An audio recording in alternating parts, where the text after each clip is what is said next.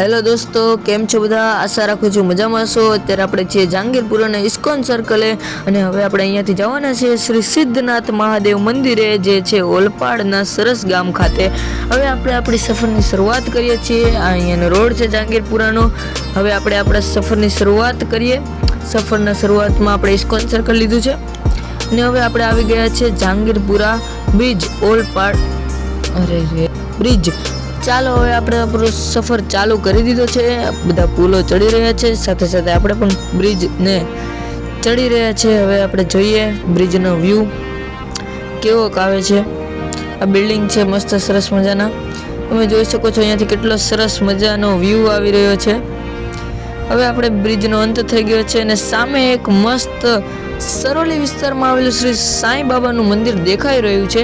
તે મંદિરના પણ હું તમને દૂરથી દર્શન કરાવવાનો છું. તમે જોઈ શકો છો અહીં એક બોર્ડ મારેલું છે, શ્રી સાંઈનાથ પાવનધામ. તમે જોઈ શકો છો, જો તમે બોર્ડને, શ્રી સાંઈનાથ પાવનધામ. આ સરોલી વિસ્તારમાં આવેલું સાંઈ બાબાનું એક પ્રખ્યાત મંદિર છે. જો તેનો પ્રવેશ દ્વાર. આ વિડીયો તમે અમારી ચેનલમાં જઈને જોઈ શકો છો. હવે તો આપણે થોડાક વધારે આગળ આવી ગયા છે, અને અહીંયા હજુ એક મંદિર આવે છે રસ્તામાં, જે છે માસમાં મેલડી માનું મંદિર. માસમાં વિસ્તારમાં આવેલું મેલડી માનું મંદિર. તમે જોઈ શકો છો મેલડી માનું મંદિર. આ ખૂબ જ પ્રખ્યાત અને મોટું મંદિર છે. આનો પણ બ્લોગ ટૂંક સમયમાં મારી ચેનલમાં આવવાનો છે, જોવાનું ભૂલતા નહીં. હવે આના પણ હું તમને દૂરથી દર્શન કરાવું છું, તમે દૂરથી દર્શન કરી લો. અહીંયા પણ ભક્તોની ખૂબ જ ભીડ છે, પરંતુ અત્યારે આપણે ક્યાંય પણ ઊભા રહેવાનો સમય નથી. અત્યારે આપણે ડાયરેક્ટ સિદ્ધનાથ મહાદેવના મંદિરે જવાનું છે, જેથી કરીને આપણે આપણો રૂટ બનાવી રાખીએ.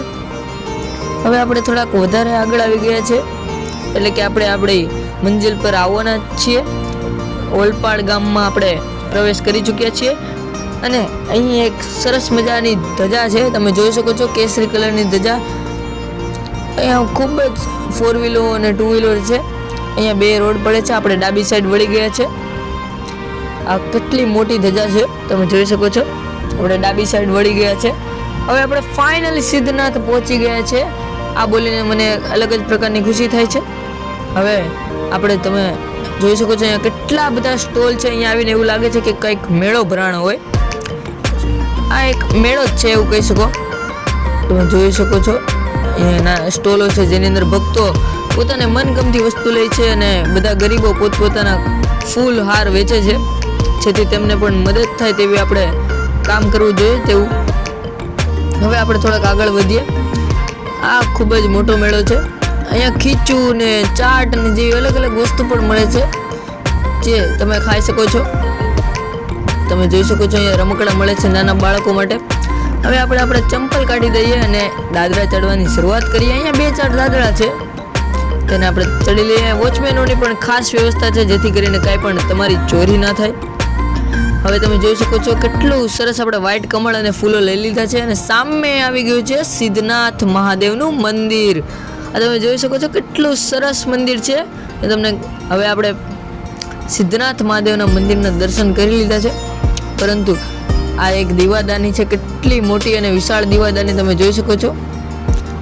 સિદ્ધનાથ જ્યોત છે આ. હવે આપણે લાઈનમાં ઊભા રહી ગયા છે. ભક્તોની લાઈન તમે જોઈ શકો છો. અહીંયા કેટલી બધી ભક્તોની ભીડ છે. શ્રાવણ મહિનો છે, જેથી કરીને ભક્તોની ભીડ તો હોવાની જ છે. તમે જોઈ શકો છો શ્રાવણ મહિનામાં ભક્તોની ભીડ. હવે તમને ધીમે ધીમે શિવલિંગ દેખાશે, પરંતુ અહીંયા ફોટોગ્રાફી કરવાની મનાઈ છે. પરંતુ અમે તમને નાની નાની ક્લિપો બતાવશું, અને 1-2 ફોટા અમે ક્લિક કરેલા છે તે બતાવશું. તમે જોઈ શકો છો અહીંયા કે અમે આ ખૂબ જ મહેનત કરીને આ વ્લોગ બનાવ્યો છે. લાઈક, શેર અને સબસ્ક્રાઈબ કરજો. અત્યારે હવે તમે આ એક ફોટો ક્લિક કરેલો છે મેં, તમે જોઈ શકો છો. આ એક ફોટો છે સિદ્ધનાથ મહાદેવના મંદિરનો, અને આ શિવલિંગ આશરે 1200 વર્ષ જૂની છે ભાઈ સાહેબ. હવે આપણે જોઈએ બહારનો વ્યૂ. મસ્ત ધજા ફરકી રહી છે. સિદ્ધનાથ મહાદેવનું મંદિર છે. બાજુમાં એક નાની ચોટી છે, જેમાં ગણેશ દાદા અને હનુમાન દાદા છે. તેમના પણ હું તમને દર્શન કરાવું છું. ચાલો હવે આપણે થોડાક આગળ વધીએ. અહીંયા ખૂબ જ મોટી સંખ્યામાં ભક્તો આવી ગયા છે. હજી તો અહીંયા ભીડ થવાની છે, પરંતુ મેં તમને દર્શન કરાવ્યા છે. લાઈક અને શેર કરી દેજો, વિડીયોને સબસ્ક્રાઈબ પણ કરી દેજો. આ કૃત્રિમ શિવલિંગો છે, આ જીવતી સમાધિ અહીંયા લખેલું છે. આ કૃત્રિમ શિવલિંગ છે, માણસ દ્વારા બનાવેલી. 4 શિવલિંગ છે આવી અહીંયા કૃત્રિમ, તમે જોઈ શકો છો. એક્ઝેક્ટ પાછળ આ ગૌમુખ છે, જેમાંથી પાણીની ધાર વહે છે. શંકર ભગવાનનો અભિષેક કરેલી, ભક્તો તેને નમસ્કાર કરે છે અને તે જળને પગે લાગે છે. તમે જોઈ શકો છો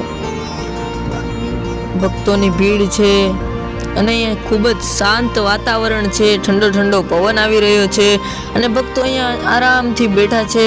આ વ્યૂ કંઈક અલગ જ પ્રકારનો છે. અહીંયા આવીને તમને એક અલગ જ પ્રકારની શાંતિ પ્રાપ્ત થાય છે. હવે આપણે થોડાક આગળ વધીએ. આપણે બીજી સાઈડ આવી ગયા છે મંદિરની. ચારે બાજુ આ ચોટી છે, તમે જોઈ શકો છો. અહીંયા બધા ભક્તો શાંતિથી બેઠા છે, દર્શન કરીને અહીંયા બેસે છે, થોડીક વાર વિશ્રામ કરે છે અને પછી નીકળે છે. કારણ કે અહીંયા આવવા માટે ખૂબ જ લાંબી યાત્રા થઈ જાય છે. આ તમે સિદ્ધનાથનું પૂરું મંદિર જોઈ શકો છો. જુઓ તમે, આખું મંદિરના દર્શન થાય છે તમને. આવો વ્યૂ તમને ક્યાંય નહીં જોવા મળે, એક પણ વિડીયોમાં નહીં. હું તમને ઘરે બેઠા આવો વ્યૂ દેખાડું છું, તો લાઈક અને સબસ્ક્રાઈબ કરી દેજો મારા ભાઈ. હવે આપણે થોડાક અંદર આવ્યા છીએ અને અહીંયા શંકર ભગવાનનું એક નાનું મંદિર છે, બીજું જોઈન્ટ જ છે. તમે જોઈ શકો છો પાર્વતી માં અને શંકર ભગવાનની શિવલિંગ છે. નંદીશ્વર મહારાજ અને કાચબો પણ છે, જોઈ શકો છો તમે. આ નાનું એવું મંદિર કેટલું સરસ છે. સાઈડમાંથી પણ તેમનો હું તમને બતાવું. બીજું મંદિર છે હનુમાન દાદાનું, તમે જોઈ શકો છો. હનુમાન દાદાનું મંદિર નાનું છે પણ કેટલું સરસ છે. જો કેટલી સરસ પ્રતિમા છે હનુમાન દાદાની. બાજુમાં એક આવી પ્રતિમા પણ છે, શંકર ભગવાનની મુખની પ્રતિમા છે. પાછળ ત્રિશૂલ છે. બધા અહીંયા દૂધ અને બીલીપત્ર ચડાવેલા હતા.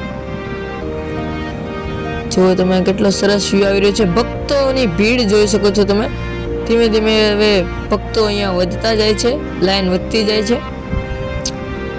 આપણે થોડાક વહેલા પહોંચી ગયા હોવાથી તમને શાંતિથી દર્શન કરાવી દીધા છે. મેં ફોટોગ્રાફીની મનાઈ હોવા છતાં પણ તમને એક ક્લિપ મેં બતાવી દીધી છે, જેથી કરીને તમને દર્શન સારી રીતે તમે કરી શકો.